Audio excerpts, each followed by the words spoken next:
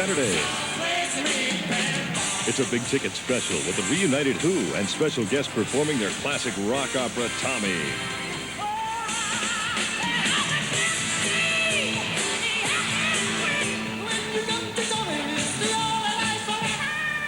In a special charity concert recently taped in Los Angeles. Don't miss it. This Saturday.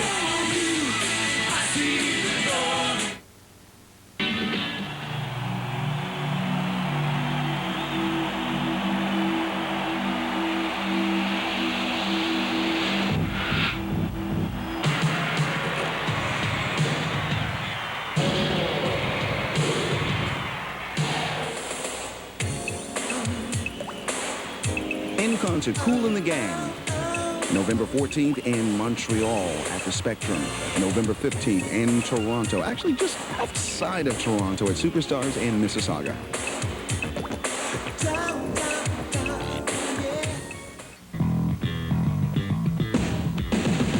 The nation's music station can make you much more fashionable than you ever dreamed possible with our new line of tanks, sweats, and tees, all emblazoned with the universal symbol for quality, the Much Music logo. And you can get your hands on all this Much merchandise. Just call 1-800-387-3891 for your free catalog. There's also pens, beer steins, watches, and other great Much paraphernalia. So what are you waiting for? Call now. You need never be naked again.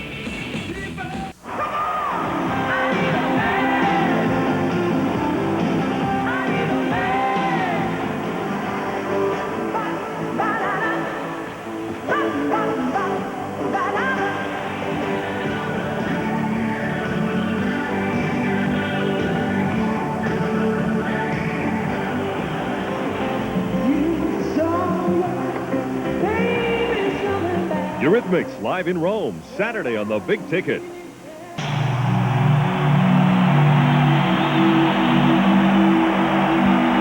Molson Canadian Rocks presents the Canada Concert Listings.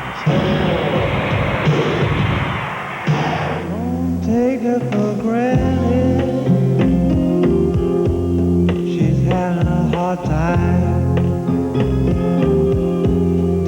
Misunderstand her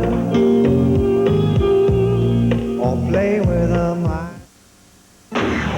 24 hours a day in stereo. This is the nation's music station, Much Music.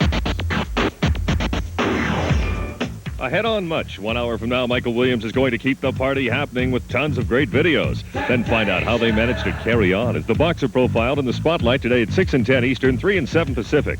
Later on Backtracks, Terry David Mulligan heads into the vaults to play your request for Queen, Marillion, and Berlin. It's classic rock and roll. On the end of the month, all request Backtracks today at 7 and 11 Eastern, 4 and 8 Pacific.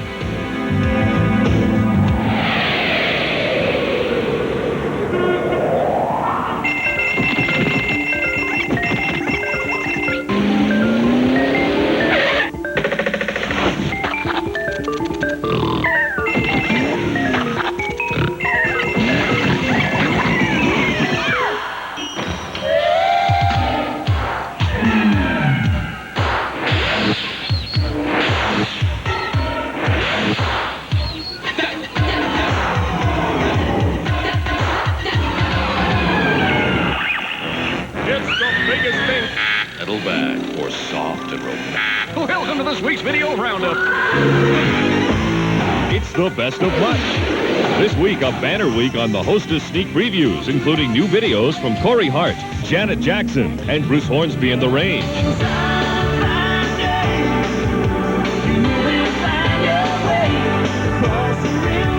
Also, Steve Earle, Kim Mitchell, and digging through the vaults for Iron Maiden.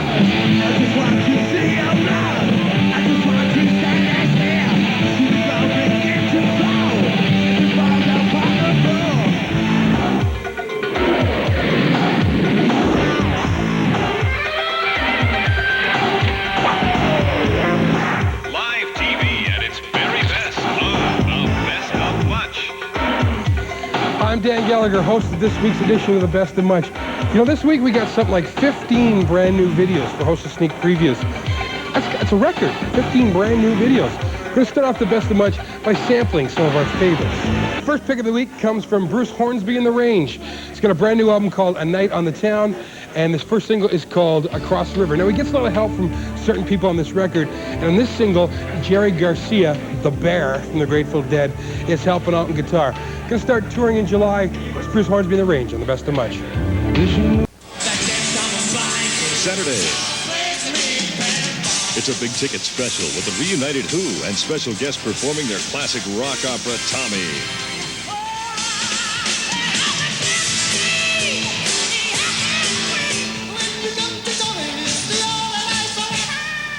In a special charity concert recently taped in Los Angeles. Don't miss it. This Saturday.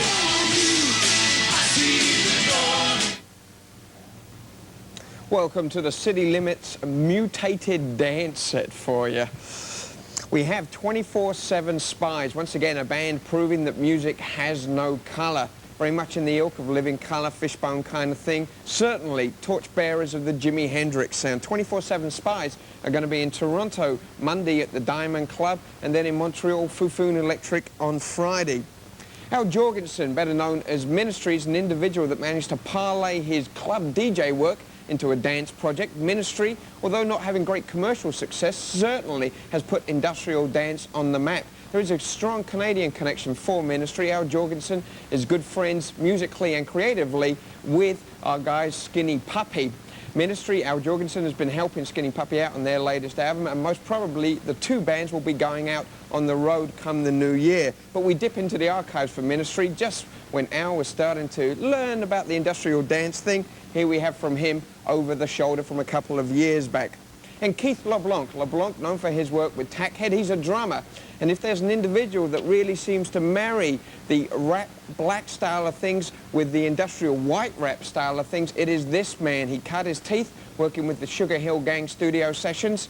And of course, right now he's well known as a ace industrial drummer. Here he is, Mr. Keith LeBlanc, and his real breakthrough single, Malcolm X, No Sellout.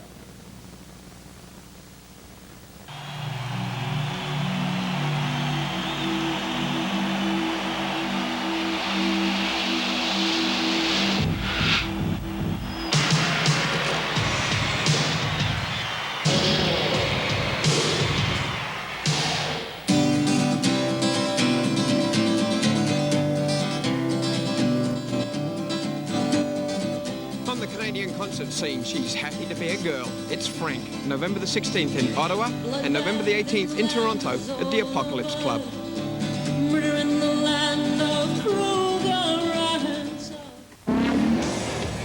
Stuck in the middle of the road? Punch much.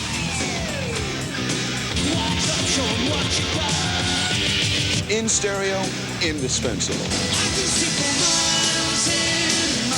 That's a good one. Really getting proud at making up for lost time. Doing what we do best. 38,000 children. This has been fun. You've got the power. Fight for your right to party. Punch much. Welcome back to City Limits. Coming up shortly, we have an interview with Gregory Nixon, founder of Toronto Fringe Festival, and we're going to take a look at performance art within rock video. Also coming up on Indie Street, they have a special on the Casby Awards, Canadian Artists Selected by You. The nominations, or the award show for the alternative indie scene. As this decade has progressed, it's got a little bit more further away from the street, but as this decade comes to a close, they're trying to find their roots again. And this certainly has been the decade of the indie band. And coming up right now, we take a look at 3 indies for you. The Original Sins from Bethlehem, Philadelphia, from their Hardest Way LP, excuse me. Also, a Toronto garage band, UIC. UIC, of course, you know what that is, and that's almost a tip of the hat to UB40. UB40 is the English version of UIC, Unemployment Benefit Form 40. And then from Vancouver, we have the Sons of Freedom. Sons of Freedom originally signed to Slash Records. Recently, they parted company from Slash, and it looks like they're on the verge of signing a great deal for themselves. Here we go, the Sons of Freedom, all the way from the West Coast.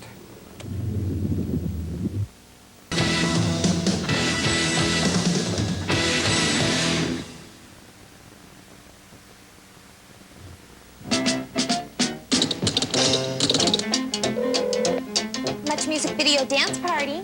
Help! Help me! Help me! We'll send a truck over right away.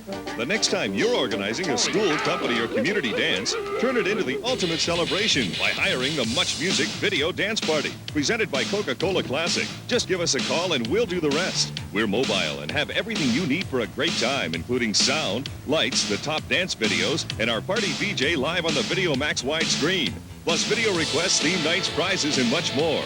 Experience the leading-edge sights and sounds of the Much Music Video Dance Party, available anywhere in Canada. Presented by your local bottler of Coca-Cola Classic. You can't beat the feeling.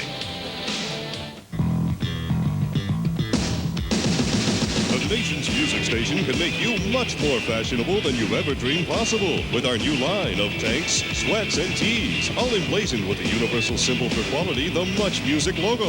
And you can get your hands on all this Much merchandise. Just call 1-800-387-3891 for your free catalog. There's also pens, beer steins, watches, and other great Much paraphernalia. So what are you waiting for? Call now. You need never be naked again. Hello there, welcome back to City Limits. I'm Kim Clark Champness. Coming up, we have a special set for you. Theatre or performance art within rock video. Time first of all, though, for a special guest, Gregory Nixon. Gregory is the founder of the Toronto Fringe Theatre Festival. Right, right. And I got to let them all in on a secret, Gregory. Gregory is a good friend of mine too, and normally on Saturday nights we sit around and we solve the problems of the world and listen to great tunes and figure out where performance art is going, do we not? Yeah. Even discuss what the expression means, performance art, theater. That's a good starting point. What does performance art theater mean? Even people who make performance art have a hard time describing exactly what it is that they're doing. I think if there's any major difference, it seems that performance art is more process-based. Very often you watch the art come together in performance art, whereas theater is more product-based. I think you're watching a finished product. You mean, so it's almost spontaneous, that the artist is right there letting the muse or his vision work through him and he's working off that particular moment? Yeah, that's, I think, one of the major differences. But then again, another thing about performance art is very often it's a term used to define things that aren't theater and aren't dance. I mean, it's almost as important what it's not as what it is. So. Oh, all right. So, first of all, is it valid within music, within the rock video format? Yes, certainly.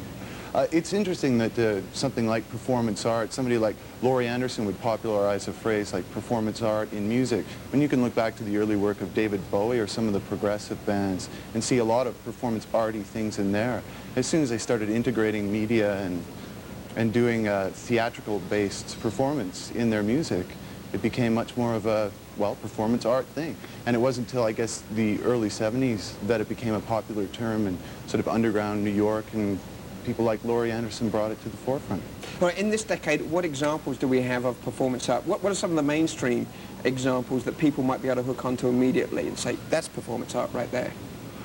Oh, in a pure sense, it's very difficult to say. There's quite a performance scene in San Francisco. People like Annie Ambrosia, Monte Casaza, people like that. But again, I think in the mainstream, it's more interesting to look at the people who are doing more performance art in their music. I think certainly David Byrne was always very influenced by that. So you saw a lot of that in the Talking Heads work. And now, apparently with his solo tour, he's exploring that even more. So, yeah. Grace Jones, certainly Grace Jones working with Jean-Paul Goude on the One-Man Show video, very grounded in the sort of New York performance art scene. A lot of integrated media, dancing. All right, integrated media, let's get that term. Integrated media, so that's a use of visuals, as in slides, video, maybe even bringing on live ballet dancers right there. Also maybe the spoken word, music. Certainly. All these elements come in and work for a performance art piece. Yeah, it's interesting because there's two sort of different approaches to that. One, you sit down and try and find appropriate video and integrate them all into some giant artistic vision. And other people, like, for example, Edward Locke, the choreographer of La La La, who I think we're going to see some video work by, his approach is just to throw everything together and let the audience make their own associations. So there's more of a random thing going on there. For example, he doesn't choreograph to music. He choreographs in silence, adds the music later, and it just naturally sort of works out. All right, let's take a look at La La La Human Steps, and then we'll come back. Both you and I have seen the show, and we'll talk about the show and some other performance artwork. This is the latest video effort from La La La Human Steps, and it is the title of their current